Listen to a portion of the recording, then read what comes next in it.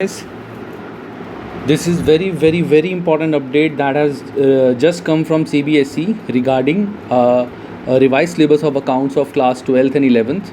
सारे subjects revise हुए हैं but as I am a teacher of accounts and business studies तो इन दोनों का मैं रिवाइज सिलेबस यहाँ पे अच्छे से एक्सप्लेन कर रहा हूँ for class 12th and 11th। तो सबसे पहले लेट स्टार्ट विद अकाउंट्स का क्लास 12th का सिलेबस जो हमारा रिवाइज हुआ है।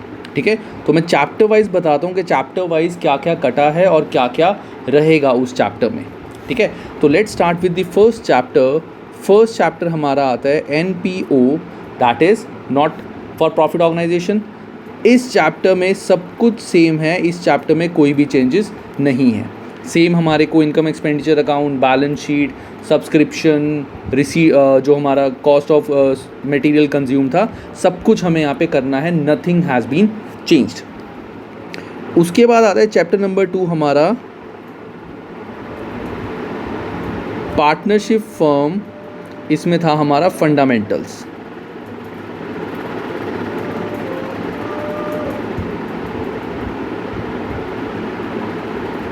फंडामेंटल्स भी हमारा बिल्कुल सेम है, इसमें कोई भी चेंज नहीं हुआ है। दिस इज़ एग्जैक्टली जैसा हमारा पहले था, दिस इज़ ऑल्सो सेम। तो फंडामेंटल में जैसे हम अपना वो बनाते थे profit and loss appropriation account, calculation of interest on capital, drawings, interest on drawing, सब कुछ हमारा एग्जैक्टली सेम है। उसके बाद था हमारा chapter goodwill. Goodwill is also same, nothing has been change in goodwill. Chapter number 4 हमारा था change in profit sharing ratio. अब change in profit sharing ratio में भी कोई चेंज नहीं है, ये भी एग्जैक्टली सेम है। ठीक है, change in profit sharing ratio exactly same है, इसमें भी कोई चेंज नहीं है। फिफ्थ चैप्टर जो हमारा आता है admission of a partner. Admission of partner. अब एडमिशन ऑफ पार्टनर में हमारे को जो चीज़ें नहीं आएंगी, अब जो डिलीट हो चुकी हैं सिलेबस में से, वो तुम्हारा है पहले एडजस्टमेंट ऑफ कैपिटल्स। बहुत बच्चे डरते थे एडजस्टमेंट ऑफ कैपिटल से। ठीक है, तो एडजस्टमेंट ऑफ कैपिटल तुम्हारा नहीं आएगा। And most importantly preparation of balance sheet. अब तुम्हें बैलेंस शीट बनाने की ज़रूरत नहीं है, you are not required to prepare balance sheet. Ultimately जो तुम्हें बनाना है, सिर्फ तुम बनाओगे revaluation account and capital account. Revaluation account and capital account. अब इस चीज़ से एक चीज़ जो मैं अपनी तरफ से तुम्हें बोलना चाहूँगा, क्योंकि इन्होंने बैलेंस शीट ख़त्म कर दी है, एडजस्टमेंट ऑफ कैपिटल ख़त्म कर दिया है, तो ज़्यादा फोकस अपना इस चैप्टर की जर्नल एंट्रीज़ पे रखना। देयर आर ह्यूज चांसेस कि यहाँ पे जर्नल एंट्रीज़ अब आ सकती हैं। ठीक है, दिस इज़ वेरी इंपॉर्टेंट। इस चैप्टर में जर्नल एंट्रीज़ पे फोकस ज़रूर रखना, क्योंकि इस चैप्टर में अगर बैलेंस शीट नहीं बनानी, एडजस्टमेंट ऑफ कैपिटल नहीं करना, तो ये चैप्टर बहुत आसान है, इसमें कुछ भी नहीं है। तो यहाँ पे जर्नल एंट्रीज़ पे तुम्हारा प्राइम फोकस होना चाहिए। ठीक है, चैप्टर नंबर 6 हमारा था रिटायरमेंट। अब रिटायरमेंट ऑफ पार्टनर के अंदर भी इन्होंने हमारा same cheese adjustment of capital, जो सबसे मुश्किल पॉइंट था, जो सारे बच्चे घबराते थे जिससे, that is adjustment of Capitals, वो इन्होंने हटा दिया है। और यहाँ पे हमें एक और चीज़ से जिससे बच्चे डरते थे, that is preparation of loan account, ये भी उन्होंने हटा दिया है। तो बच्चों को अब घबराने की ज़रूरत नहीं है। जो सबसे डिफ़िकल्ट टॉपिक्स थे जिससे बच्चे भागते थे, वो दोनों इन्होंने हटा दिए हैं। लेकिन यहाँ पे अब पॉइंट इज़ हमें रीवैल्यूएशन अकाउंट बनाना है।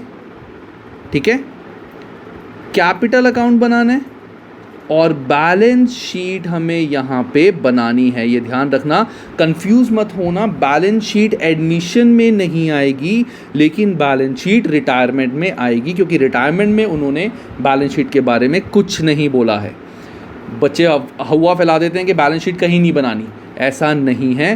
बैलेंस शीट सिर्फ एडमिशन में नहीं आएगी, रिटायरमेंट के अंदर बैलेंस शीट आ सकती है। ठीक है, इसके बाद हमारा चैप्टर था 7th death. Death of a partner. Death of a partner के अंदर इन्होंने बेसिकली पूरा चैप्टर ही एक तरह से डिलीट कर दिया है। हमें जो नहीं बनाना that is preparation of deceased partner capital account. जो रेड में मैं लिख रहा हूँ वो उड़ चुका है, वो अब नहीं करना हमें। Preparation of deceased partner capital account और उसका एग्जीक्यूटर अकाउंट हमें नहीं बनाना। Capital account and executor account ये हमें नहीं बनाना, दैट मीन्स ये उड़ चुका है। तो बेसिकली इस चैप्टर में बचा क्या है आने को, तो इस चैप्टर में हमारा आ जाएगा, इसमें वो बोल सकते हैं calculation of amount due to partner. अब इसका मतलब क्या हुआ, इसका मतलब यही हुआ कि ये हमें हो सकता है रफ में बनाना पड़े, हो सकता है कि हमें रफ में ये बनाना पड़े कि सिर्फ हमें अमाउंट निकालना है, प्रिपेयर नहीं करना। लेकिन अगर हमें निकालना पड़ा कि उसका कितना अमाउंट पेंडिंग है तो वो हमें यहाँ से निकालना पड़ेगा। और एक जो हमारा था calculation of profits till date of death, वो चीज़ भी हमें कैलकुलेट करनी पड़ सकती है। ठीक है, calculation of profit till date of death वो भी हमें कैलकुलेट करना पड़ सकता है।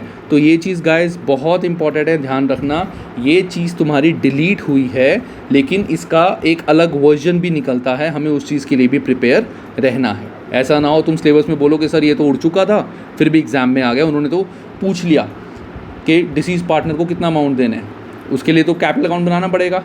यस, उन्होंने बोला है फॉर्मली हमें कैपिटल अकाउंट नहीं बनाना, बट इनफॉर्मली हो सकता है कि बनाना पड़े और profit till date of death निकालना। ठीक है गाइज, इसके बाद हमारा जो चैप्टर है दैट इज डिसोल्यूशन।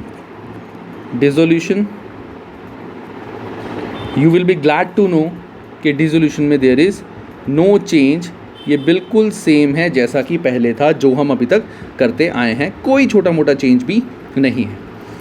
उसके बाद हमारा चैप्टर नंबर 9 आता है issue of shares. Issue of shares भी सेम है, इसमें भी कोई चेंज नहीं है। 10 चैप्टर है issue of debentures,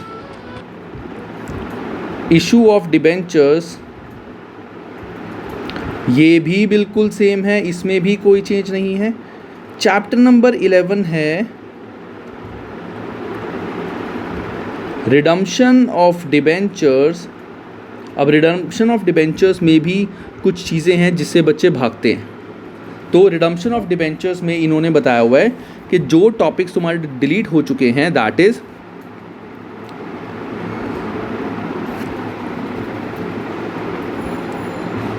lump sum and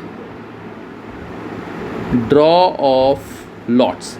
lump sum and draw of lots की हमें जर्नल एंट्रीज नहीं करनी। अब यहाँ मुझे एक चीज़ पे ध्यान देना पड़ेगा, वो ध्यान मुझे देना पड़ेगा कि फिर इस चैप्टर में आएगा क्या, क्योंकि इस चैप्टर में सिर्फ हमारी होती हैं नॉर्मल रिडम्पशन एंट्री,